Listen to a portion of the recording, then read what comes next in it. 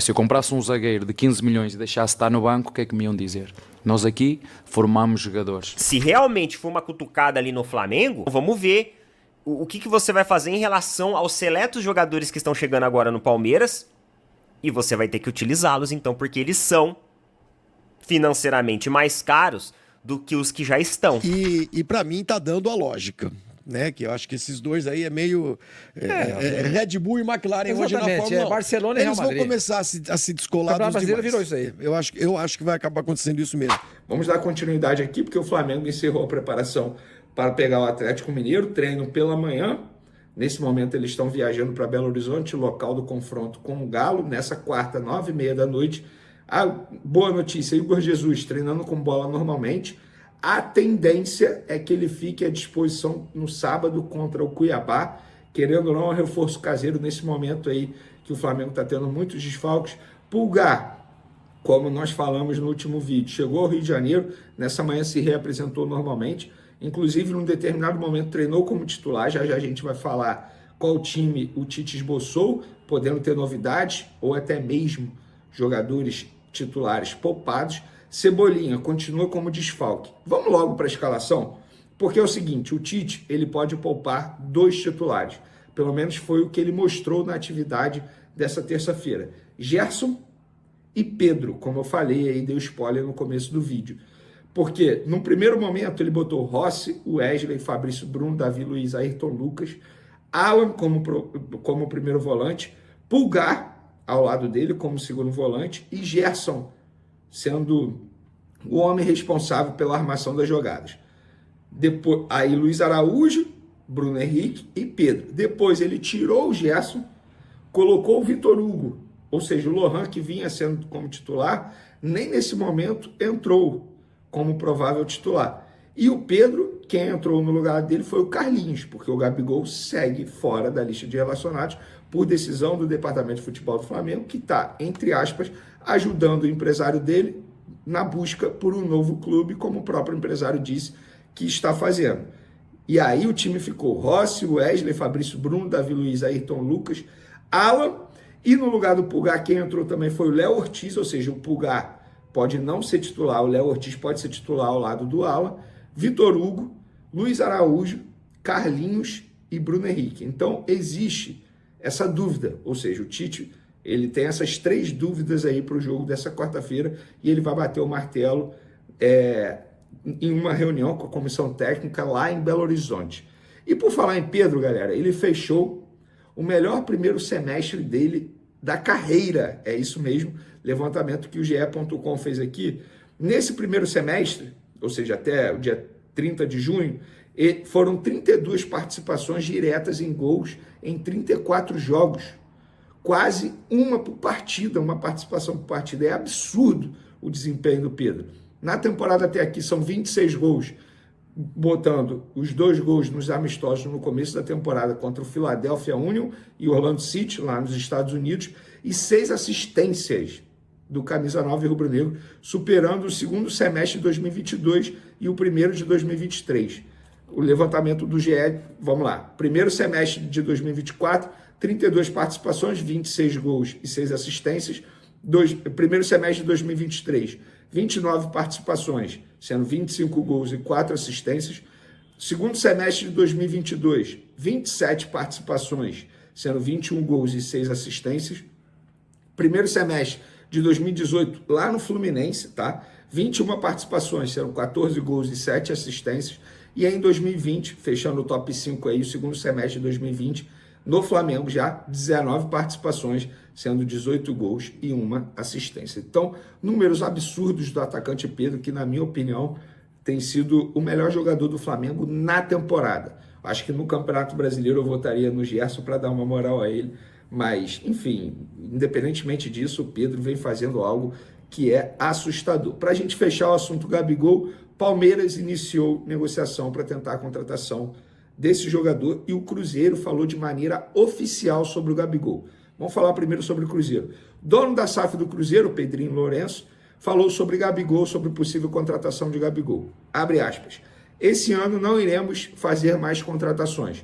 Gabigol é jogador que dispensa comentários, mas tem duas coisas: não temos caixa para comprar e também não está nos nossos planos nesse momento. Encerramos as contratações. Fecha aspas. Um comentário sobre isso. Acho o seguinte, é óbvio que ele está falando isso porque o Flamengo disse publicamente que exige uma compensação financeira. Como é que você vai dar uma compensação financeira por um jogador que daqui a 4, 5 meses fica livre no mercado e ainda tem um julgamento? Eu sempre falei isso para vocês. O Cruzeiro aguarda o julgamento. Depois que tiver o julgamento, se ele for absolvido, aí eu acho que o Cruzeiro vai negociar diretamente com o jogador e com o empresário para poder assinar um pré-contrato.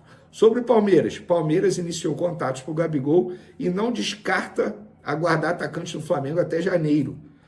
Segundo o GE, Verdão estuda cenários e abre conversas após atacante entrar em período permitido para assinatura de pré-contrato com outros clubes. O negócio nessa janela precisaria de compensação financeira, como eu já falei para vocês aqui. Eu penso o seguinte, isso é opinião, não é informação. Acho que nenhum clube vai aceitar pagar ao Flamengo.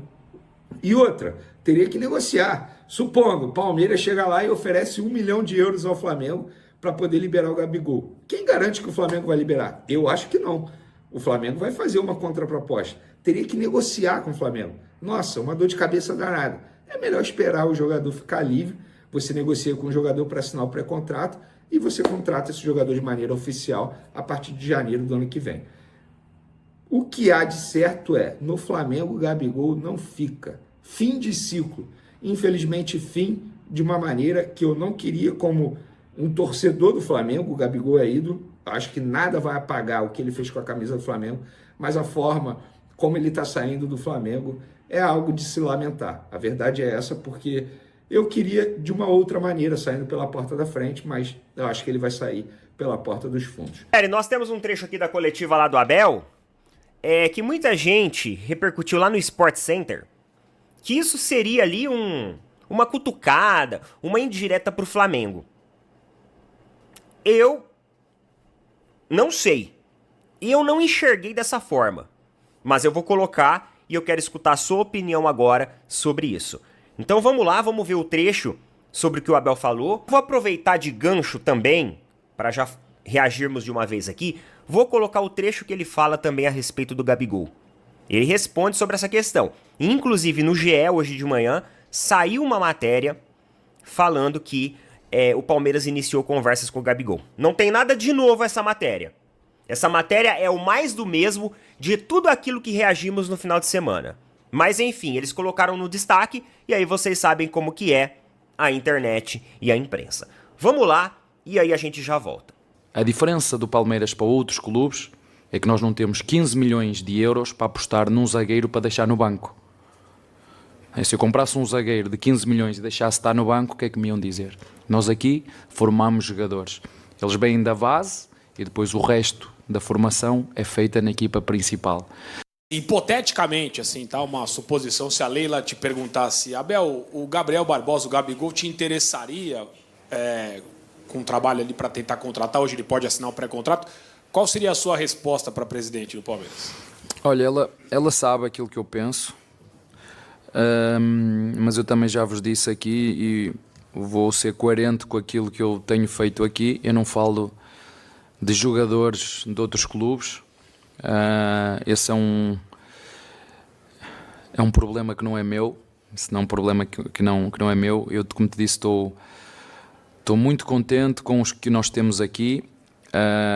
Não conto receber mais reforços, até porque os reforços custam muito dinheiro. Mas eu também disse aqui publicamente para a Leila não vender nem o Estevão, nem o Hendrick, nem o Luís, e ela vendeu. Portanto, eu acredito muito nas mulheres, acho que as mulheres são fundamentais e com cargos assim, porque eu acho que elas são bem mais racionais do que nós, e eu tenho a certeza absoluta que o clube está bem entregue e a função dela é dirigir, fazer o que ela tem feito. Ela que é a nossa líder, a número 1, e eu confio muito em tudo o que ela faz, juntamente com o Barros, mas como disse, eu não quero estar a alimentar uma novela, porque isso às vezes há muitos jogos por trás e eu não Não acho que os meus jogadores mereçam isso. Os meus jogadores conhecem-me, sabem qual é o meu perfil, sabem quais são os valores que eu tenho incutidos dentro do nosso grupo. Um jogador de futebol é muito mais do que aquilo que nós vemos dentro das 4 linhas. E pronto, não me vou alongar muito mais do que isso, dizendo só que não é nosso jogador, não vou falar desse jogador. A única coisa que te vou dizer é que conto com os 3 que tenho aqui, o Luigi, o Rony e o Lopes. Sobre essa questão do zagueiro, de 15 milhões de euros, eu não sei. Algumas pessoas falaram que foi uma cutucada no Flamengo, né? Mas por quê? Por causa do Léo Ortiz? Mas o Léo Ortiz não custou isso. O Léo Ortiz, se eu não me engano, acho que foi 7 milhões de euros, né? 8 milhões de euros. Não foi 15 milhões de euros. Eu não entendi, porque eu vi vários e vários, galera, eu juro pra vocês, lá no Sport Center nos comentários, vários e vários, inclusive torcedores flamenguistas, cara, ficaram pé da vida com essa declaração do Abel aí, sobre manter os jogadores caros no banco. E eu espero que o Abel ele siga realmente o que ele tá falando, porque o Felipe Anderson vai chegar aí, o Giray vai chegar aí, e aí, Abel, você não pode deixar Marcos Rocha, porque você tem atleta de 8 milhões de euros no banco. Você não pode deixar Gabriel Menino, você não pode deixar Zé Rafael, porque você vai ter opções de atletas mais caros que vão estar no banco. Então isso que você tá falando nos abre um preceito para entender que os jogadores caros que o Palmeiras tem, eles têm que ser preferencialmente utilizados em virtude dos jogadores mais baratos. E às vezes, e nem sempre você faz isso. Ontem o Dudu ficou no banco de reservas. Enquanto isso, o Palmeiras tinha 5 laterais em campo. Às vezes você tá sendo meio contraditório no teu discurso. Se realmente for uma cutucada ali no Flamengo, vamos ver o que você vai fazer em relação aos seletos jogadores que estão chegando agora no Palmeiras. E você vai ter que utilizá-los então, porque eles são financeiramente mais caros do que os que já estão. Só que você fala que tem que subir montanha, que tem que merecer, que tem isso e que tem aquilo. E aí? Então você não pode criticar o adversário também, porque você não sabe se às vezes o jogador lá do outro lado também deve subir a montanha. Talvez eles tenham o mesmo pensamento que você, ó, o jogador tem que subir a montanha. Então eu não entendi essa afirmação Eu sou sua. corintiano, não estou minimamente preocupado. Para mim, tanto faz. A gente tá Mas a gente fica, em ver o que tá acontecendo. a gente fica abestalhado, abobalhado, né? exato. Porque o ano passado acabou mais ou menos assim o Campeonato Brasileiro. Tudo bem, o Corinthians se safou nas últimas rodadas e quase caiu. E ficamos aqui meses falando: olha, uma hora vai dar errado, uma hora vai cair, uma hora isso vai dar aconteceu M. com o Santos. Exatamente. Exatamente. Exatamente. O ano passado... O mesmo vale pro Vasco. O Corinthians e o Vasco estão ensaiando. Exatamente. Estão ensaiando, olha, muito bem. Essa classificação do Cruzeiro campeonato... reagiu.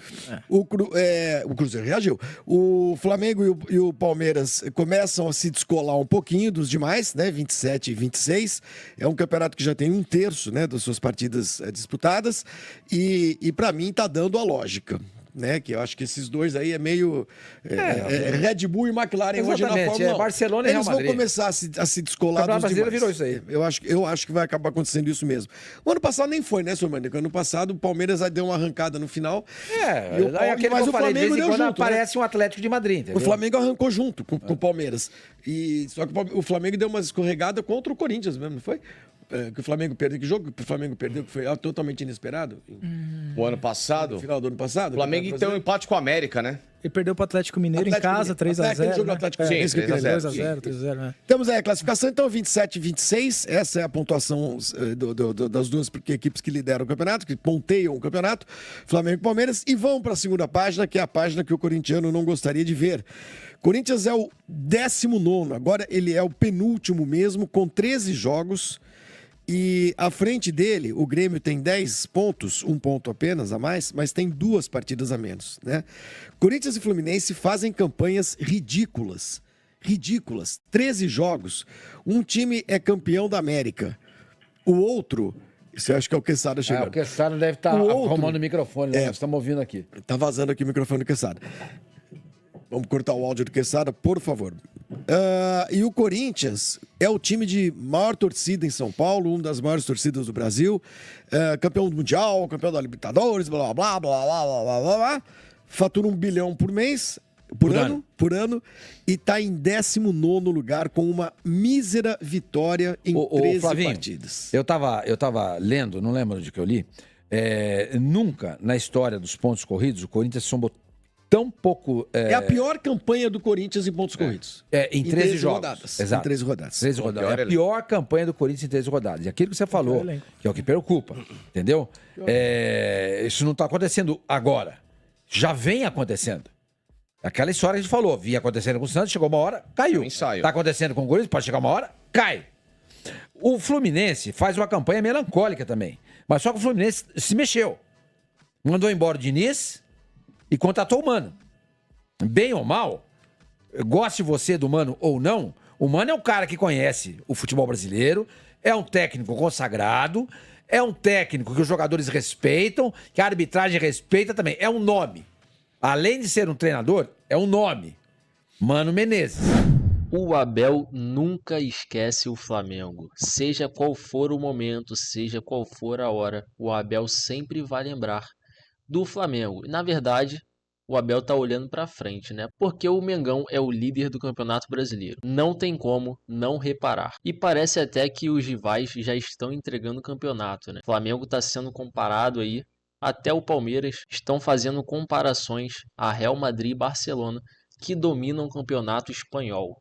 E aqui no Brasileiro é o Flamengo e Palmeiras em algumas temporadas já. Isso não é de agora. E torcedor, tem uma notícia aqui de última hora que eu quero trazer para vocês, que é: os dirigentes do Flamengo viajam à Europa para contratações de lateral e ponta. Isso aí, torcedor. Marcos Braz e Bruno Spindel estão a caminho da Europa para trazer novos reforços. Marcos Braz já tinha dado uma entrevista e tinha dito que ele estava indo à Europa para fazer algumas contratações de ajustes no time.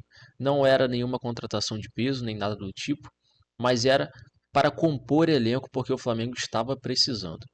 E as duas funções que estão sendo cogitadas nessa ida deles para a Europa será um ponta e um lateral direito. E o que isso significa? Provavelmente o Tite não vai contar com Varela ou Wesley. E na minha opinião, o Wesley está descartado, visto que o Varela é um jogador mais experiente e o Tite gosta de jogadores assim. Por mais que ele não seja tão agressivo, tão ofensivo, né? Ele é um jogador de marcação, querendo ou não. E eu sei que não é do gosto de alguns torcedores aí, assim como também não é do meu. E também significa que o Tite quer outro jogador ali na ponta, que provavelmente é na ponta do Luiz Araújo. Será que essa será uma contratação para repor elenco ou chega para ser titular? Eis a dúvida aí. Qual é a sua opinião, torcedor? Você gosta do Luiz Araújo ali na ponta ou você acha que os dirigentes devem trazer um titular para essa posição? Eu particularmente gosto do Luiz Araújo, mas um reforço de qualidade sempre é bem-vindo. E a outra contratação que está praticamente certa é a de Marcos Antônio, que hoje está na Lazio. O meia atacante pode estar chegando no Mengão por empréstimo. Falta definir algumas coisas, como a cláusula de obrigação de compra, que no caso a Lazio definiu que caso o jogador atinja 50% dos jogos, ele bate essa meta e o Flamengo é obrigado a comprar o jogador. Só que o Flamengo quer entender melhor essa regra. Se é só entrar em campo, se é sendo titular, se é jogando meio tempo ou os 90 minutos, que vai computar essa meta. E a outra pendência é definir o valor final pelo jogador, valor de compra, que está girando em torno de 5 a 6 milhões de euros. E na cotação atual, isso está batendo 30 milhões a 36 milhões de reais. Então é isso, torcedor. Essas são as informações. Quero deixar os créditos aqui para SBT Esporte Rio, para o Placar TV e para o canal do Opina Porco. Se você quiser conferir esses vídeos na íntegra, vai no link da descrição que você será direcionado diretamente para os canais. Se curtiu esse conteúdo aqui, deixa o seu like, se inscreve no canal e até o próximo vídeo.